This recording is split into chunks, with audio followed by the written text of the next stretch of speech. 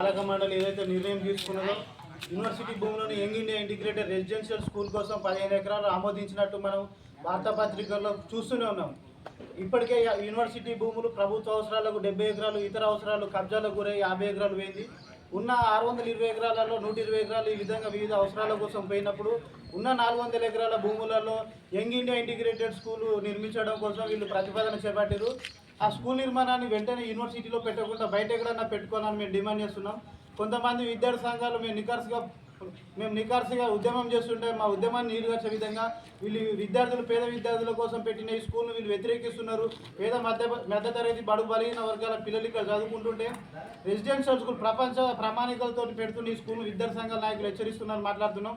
మేము ఎక్కడ కూడా ఇప్పటివరకు 20 రోజుల సంది మేము ఉద్యమాలు చేస్తున్నాం. మేము ఎక్కడ కూడా యంగ్ ఇండియా ఇంటిగ్రేటెడ్ స్కూల్ని మేము వ్యతిరేకించలేదు. యూనివర్సిటీ భూములలో పెట్టుకోవద్దు. యూనివర్సిటీకి భవిష్యత్తులో చాలా భూములు అవసరం ఉంటాయి. కొత్త కోర్సులు వస్తాయి, కొంత ఇన్నోవేషన్స్ వస్తాయి. కే హబ్ కానీ టీ హబ్ తోటి కొత్త అంబేద్కర్ అధ్యయన కేంద్రాలు, పూలే అధ్యయన కేంద్రాలు, ఇట్లాంటి అధ్యయన కేంద్రాలు వస్తే యూనివర్సిటీ భూములు సరిపోవు. ఇప్పుడున్న యూనివర్సిటీ భూములు సరిపోవు. రానున్న రోజుల్లో ఎక్కువ మొత్తంలో భూమి అవసరం ఉంటుంది. స్కూల్ను బయట వేరే దగ్గర పెట్టుకుంటే బాగుంటుంది.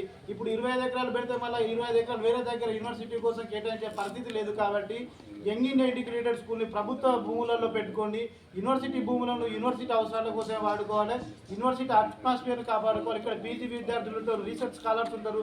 రీసెర్చ్ మెథడాలజీలో యూనివర్సిటీ కాపాడుకోవాలి, యూనివర్సిటీ భూములను కాపాడుకోవాలని మేము చెప్తున్నాం తప్పించి ఎక్కడ యంగ్ ఇండియా ఇంటిగ్రేటెడ్ రెసిడెన్షియల్ స్కూల్ను మేము వ్యతిరేకించలేనని విద్యార్థి సంఘాలకు చెప్తున్నాం.